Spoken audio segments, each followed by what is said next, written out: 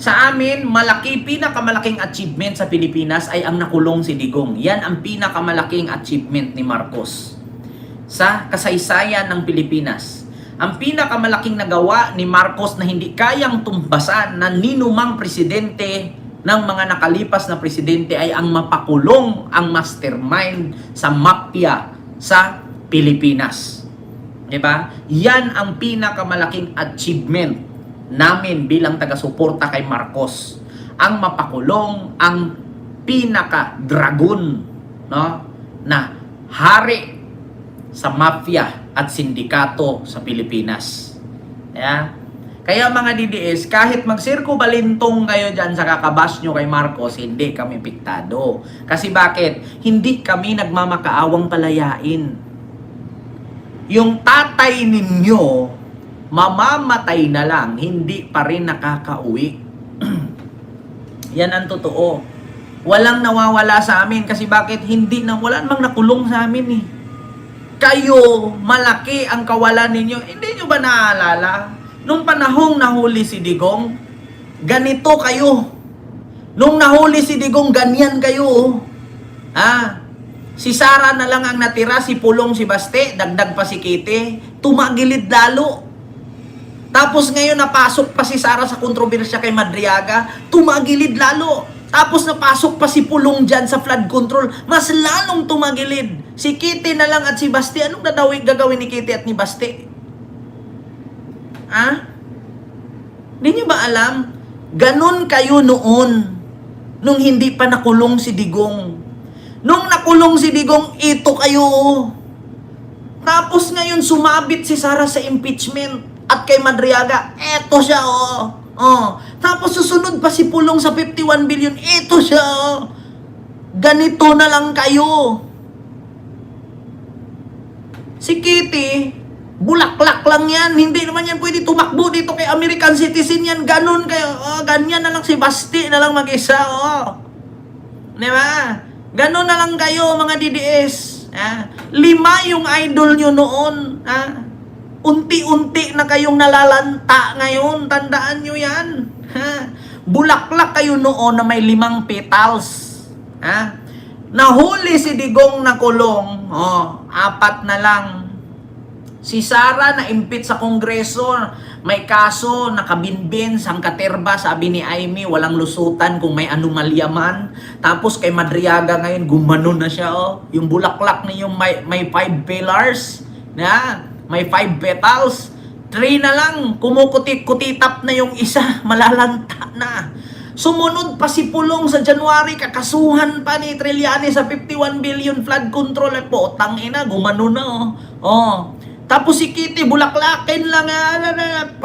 Ayan. Si Baste na lang natira. Anong gagawin ni Baste?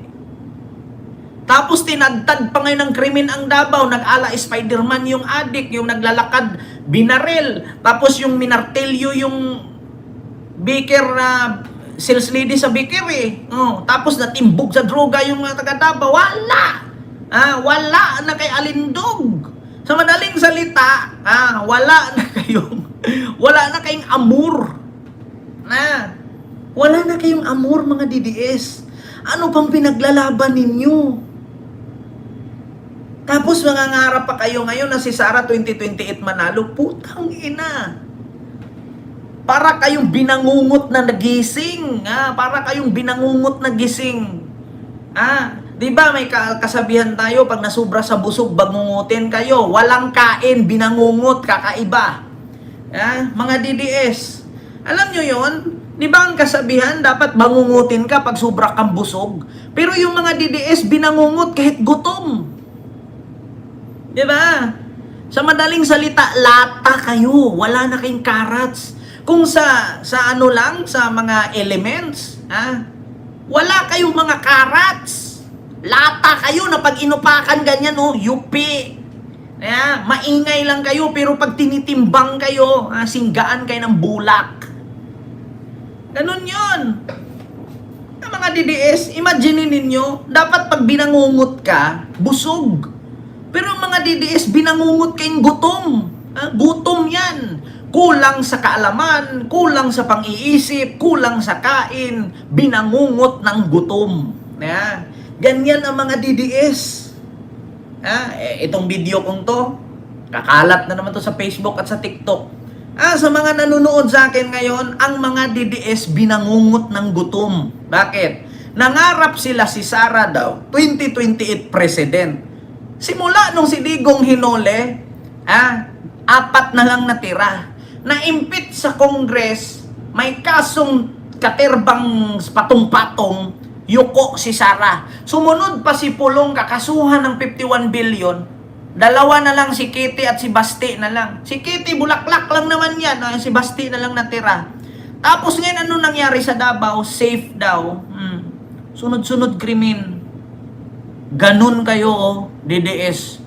Kumanta na lang kayo ng close, open, close, close, open, close.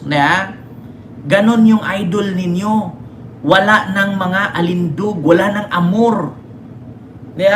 Na naginip kayong gising. Ganun yan mga DDS. Imagine yung mabuti. Anong rason para si Sara manalong presidente sa 2028? Ano bang ginawa niya? Sige nga, kung ikaw butante, ay example natin. Kung ikaw customer sa palengke, bibili ka ng chicharon, malaki. Malaki, chicharon. Pero pag piniga mo, naging pulbo, umunti. Bibilhin mo pa? Sige nga. Ganon si Sara. Malaki sa paningin. Pag piniga mo yan, pag bumutok yan, unti na lang. Kasi puro hangin. Diba? Tapos ikaw butante. Iboboto mo balon. Pag tinusok mo ballpen, pumutok na wala. Iboboto mo pa. 'Di ba?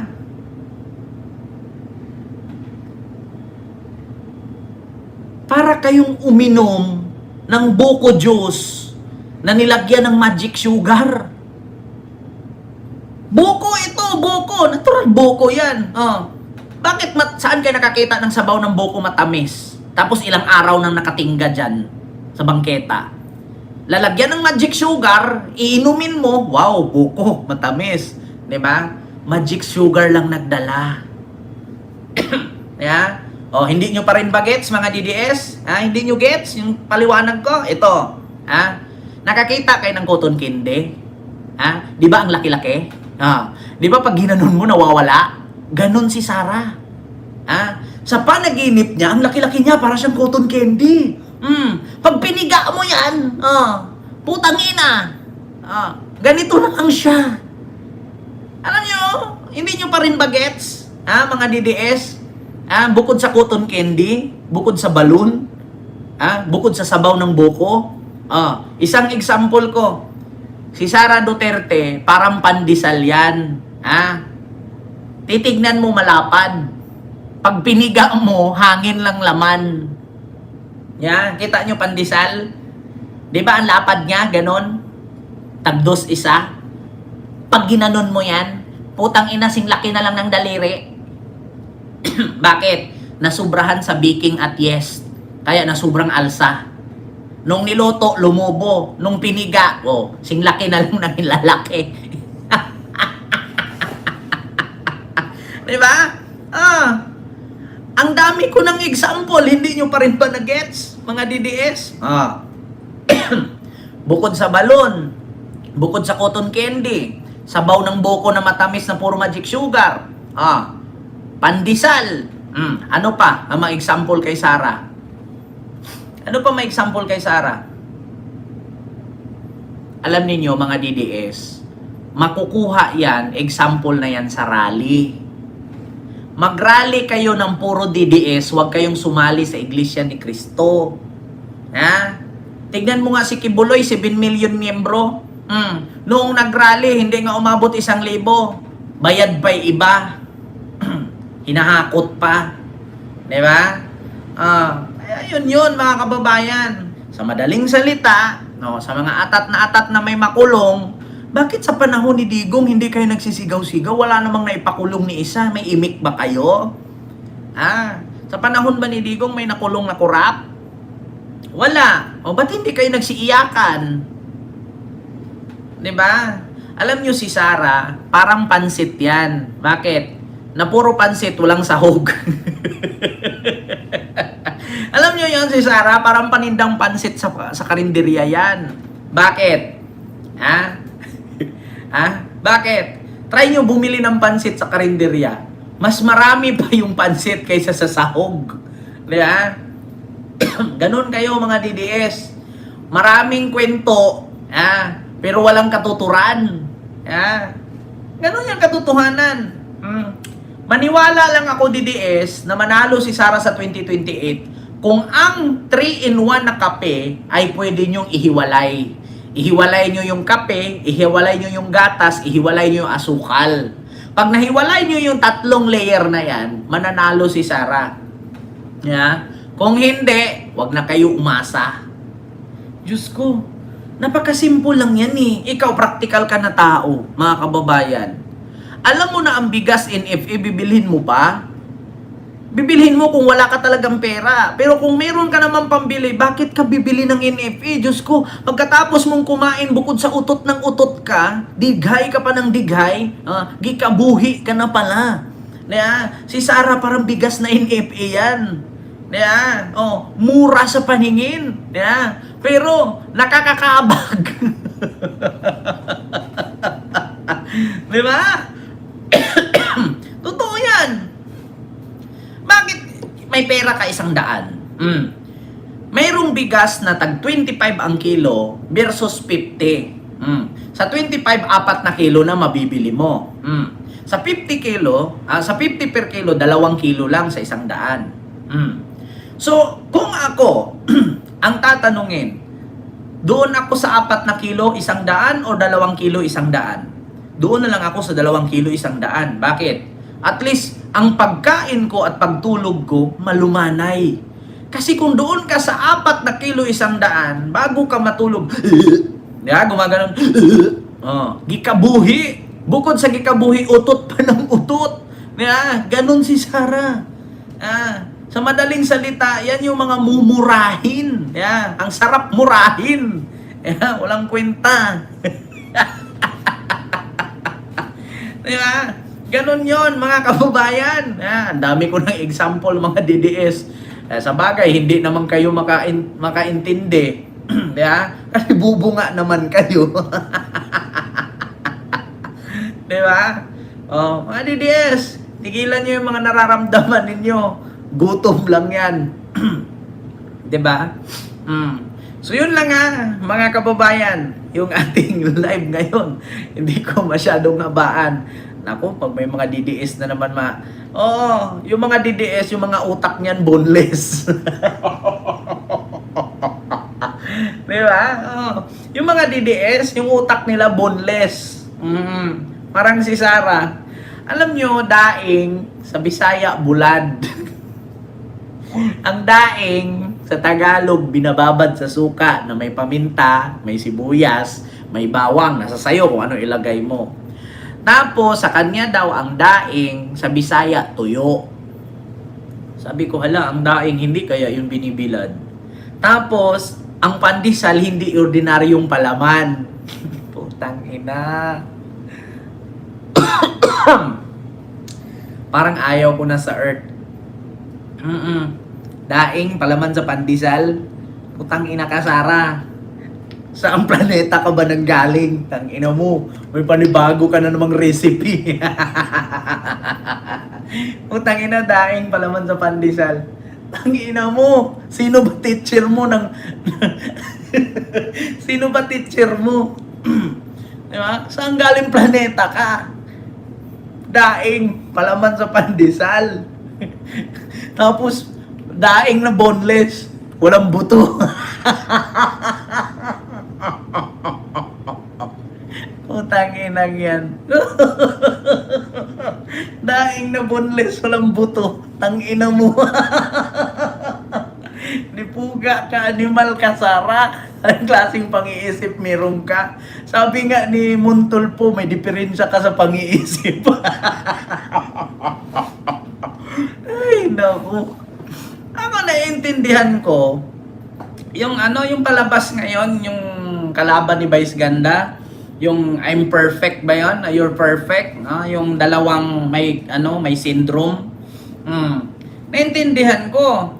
Pero si Sara, putang ina, daig mo pa may mongoloid. Daig mo pa mongoloid, Sara. Putang ina ka, buti pa yung mongoloid doon sa MMFF, nagbabasa sa cellphone, kahit bulol, naiintindihan ng tao. Pero ikaw, putang ina mo ka, hindi ka naman mongoloid, pero kung mag-explain ka, daig mo pa mongoloid. Nang ina mo ka. May diferensya ka talaga sa pang-iisip, putang ina ka. Kakahiya. Tapos yan, sasabihin yung 2028 president, putang ina, saan tayo pulutin kangkungan? Diba? Ay, nako. So yun lang po mga kababayan. Ngayon ko lang narinig bagong recipe. Daing palaman pandesal. Ang pandesal daw hindi ordinaryong palaman. May may tawag doon.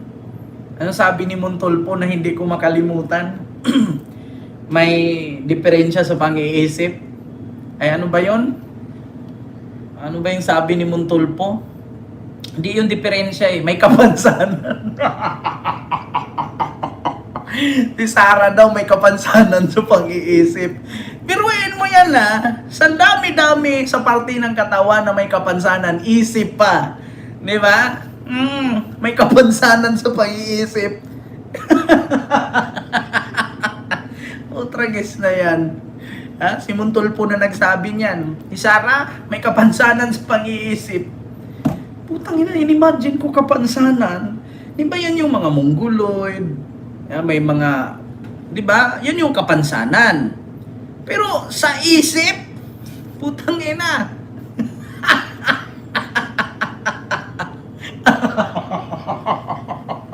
Hindi ko talaga hindi ko ma-imagine kapansanan sa pang-iisip. Ano ba yung ano ba yung isip niya? Nabalian? May fracture? Lagyan natin ng brace. Di ba?